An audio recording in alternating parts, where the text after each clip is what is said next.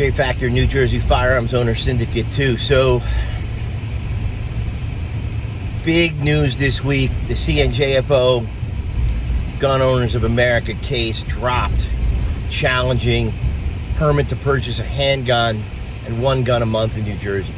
And so when you say permit to purchase a handgun, you're also challenging the fees for the permit to purchase a handgun, which would include the 212A fee, which is $20 plus a $3 convenience fee, $23, $25 for the permit, which is supposed to be going up, and then $16 for the NICS. Then the one gun a month. So I just want to put this post up, and I think I should have done it a long time ago. I was told to wait. I want to discuss the origins of the peanut butter and jelly story. So we've discussed the peanut butter and jelly story before on Gun for Hire Radio 589. If you go to 3 minutes and listen to 11 minutes, 30 seconds, you'll kind of hear the backstory of peanut butter and jelly, and there's more to the story than that, and I just want to go over it here. So I'm involved with Mark Cheeseman on Mark Cheeseman's case from Superior Court to New Jersey Court of Appeals to New Jersey Supreme Court and then to the United States Supreme Court. When Cheeseman does not get granted cert, let me back up. At the time of the Cheeseman case, somewhere in the New Jersey Court of Appeals, Mark Cheeseman, John Gillard, and I formed a working alliance with CNJFO. And I really should say it the other way around. CNJFO formed a working alliance with us. And so CNJFO got financially behind the Cheeseman case. CNJFO was involved in other things going on at the time of the Cheeseman case. CNJFO actively pushed to file the Rogers amicus brief, which was filed by Stambolia and funded by Cheeseman and CNJFO. So that's the Rogers amicus brief. CNJFO also issues an amicus brief in the Cheeseman case. That's the Vern Bunn brief. That's a phenomenal brief. The alliance doesn't end at the end of the Cheeseman case. So what happens is the Cheeseman case is not granted cert. Mark Cheeseman calls me and says, what are we going to do now? All we needed was a plaintiff. I had applied in 2006, gone through the ringer in 2008, and then again in 2010, but we just needed another plaintiff. So I apply in October of 2020 with the exact same argument we used in the Cheeseman case, which was case-by-case determinations. So if you don't understand case-by-case determination argument, and it doesn't matter now that Bruin's over, but before Bruin, it was just a specific legal way to get rid of the Sicardi rule in New Jersey. The Supreme Court in Heller said judges are not allowed to decide on a case-by-case determination if the right is worth insisting upon. That's in Heller 2821.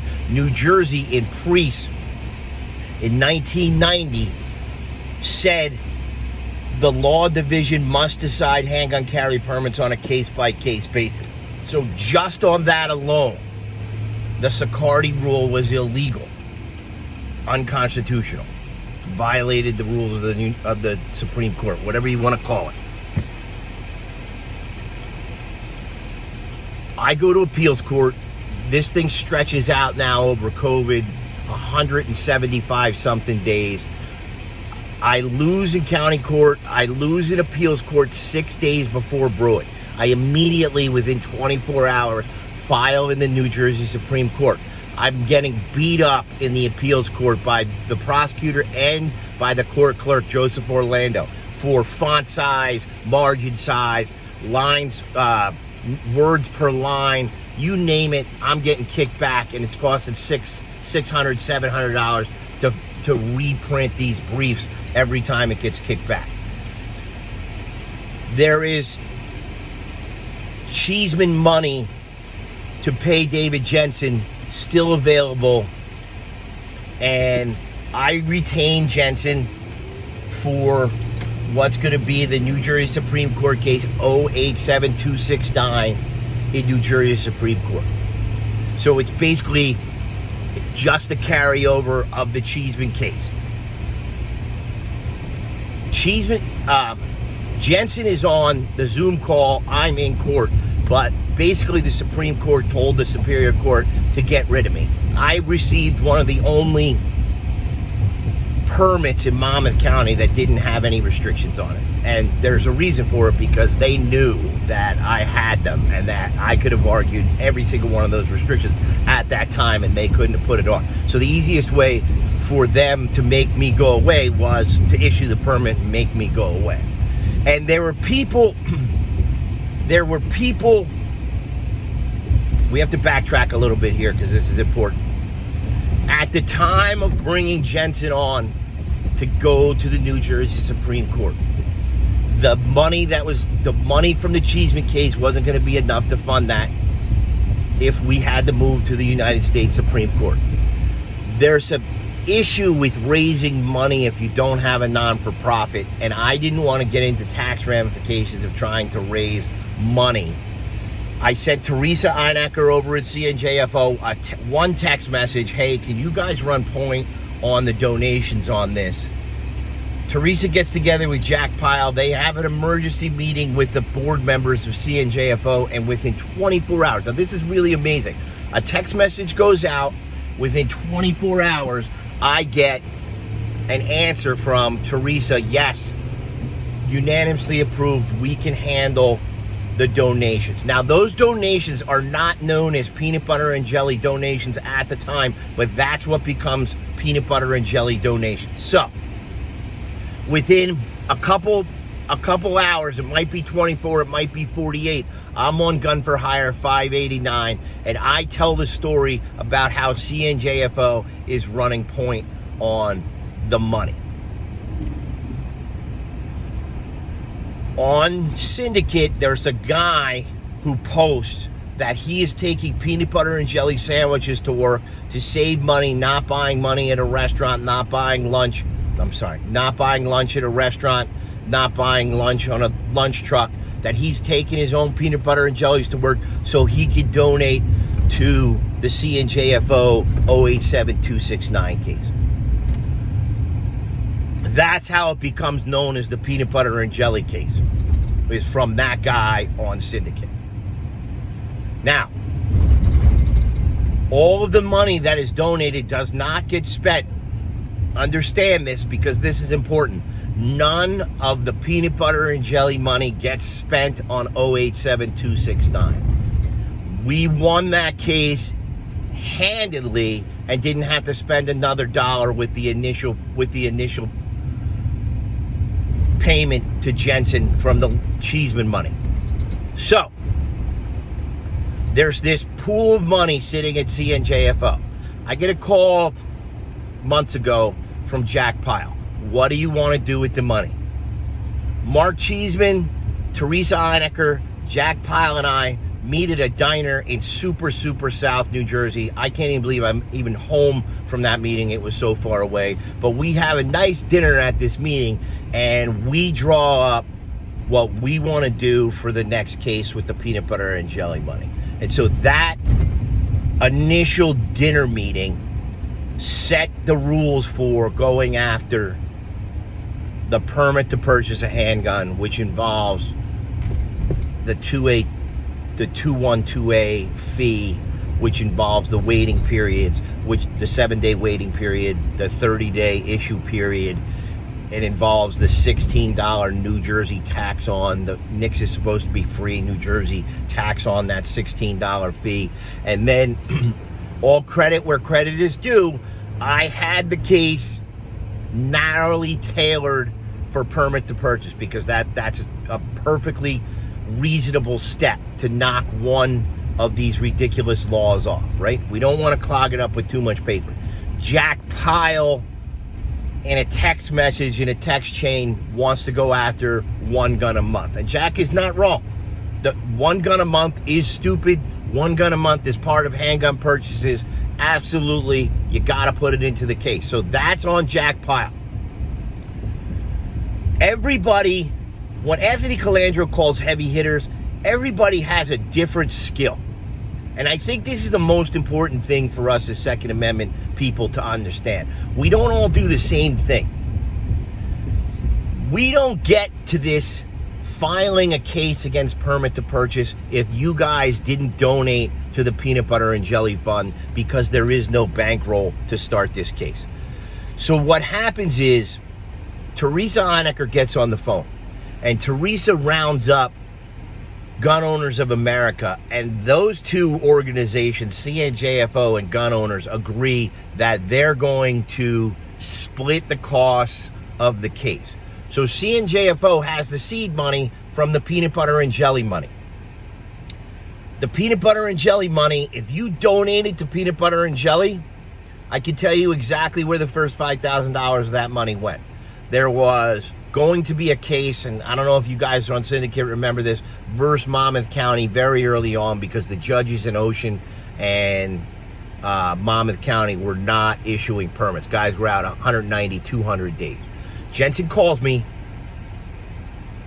somewhere in that case and says, this 4769 is going to take the judges out of it. We're going after these judges for not issuing permits, but we're going to win nothing, because as soon as that happens, they're going to take the permits out of the hands of the judges anyway. So why don't we get CNJFO? Why don't we get together behind this Coons case that I'm working on? This is Jensen now. Jensen's working on the Coons case. This is Jensen's thing. I said CNJFO attached. CNJFO wants to go behind the Coons case. Jack Pyle had sent $5,000 to Jensen versus Monmouth County, but that case gets ended and gets folded into Coons. So if you're a peanut butter and jelly donor, $5,000 of your money goes to Coons. So you have seeded Coons. That's a fact. You guys were the seed money for Coons. Now, all of your money, it's your money. It's not mine. I didn't touch it. It's not CNJFO's. It's held in an account for you guys. It's just earmarked for a case that I want to do. Your money is the seed money to go after permit to purchase a handgun, the SBI 212A, the NICS fee, the delays, the 7-day waiting period, one gun a month. If you donated to peanut butter and jelly, this case is because of you. So like I just said, we all do something different. Teresa has a skill of putting people together and Teresa's definitely behind getting Stambolia to write the argument for the Gun Owners of America CNJFO case. Teresa's responsible for putting everyone together. Jack does all of the stuff that Jack does, and primarily, let's put it this way, Jack calls me and says, what are we going to do with this money? That is what kicks this whole thing into gear, is one phone call, right? And so I was kind of waiting to see where this was going and what we were going to do. So PB&J 2, which is permit to purchase a handgun, is just PB&J 1 folded into the next sandwich. We didn't spend any money on the first sandwich. There was absolutely $0 spent on 087269, which left a little war chest for us to go after the next thing. So if you guys are peanut butter and jelly donors, I want to say, and I don't care if it was $5, I don't care if it was $10. I saw the size of the donations, 25s, 50s, 100s. There were some big ones too, don't get me wrong. But all of you guys contributing that peanut butter and jelly money are the reason that this permit to purchase case got off the ground. Without that seed money, this thing never happens. So that's the story of peanut butter and jelly. I'm gonna take my peanut butter and jelly to work so I can donate to CNJFO so we can win this case. This case didn't turn out to be 087269. New Jersey folded on that one, but we didn't have to spend the money. Now we're going after P2Ps. If there's money left in PB&J 2, you guys know where I want to go next. My next case is definitely 100% without a doubt. I am not doing C-Care on my next permit application, and I'm going to court for C-Care. That's the next one. There's money left over in PB&J 2. Hopefully, there'll be enough money to seed that case. J-Factor, New Jersey Firearms Owner Syndicate 2, in an alliance with C&JFO. And in an alliance, we got to throw Calandro in here too, because if I'm not on 589 that day, the peanut butter and jelly case doesn't grow like it does. Thank you to everybody that's involved. Thank you to all the peanut butter and jelly people. Now you know what it means if you're new to Syndicate. That's what peanut butter and jelly means. This case is going to be a winner. We're not going to have to wait 30 days for these stupid permits anymore, and we're not going to have to pay these ridiculous $23 and $25 and $16 fees anymore. J-Factor, New Jersey Firearms Owner Syndicate out.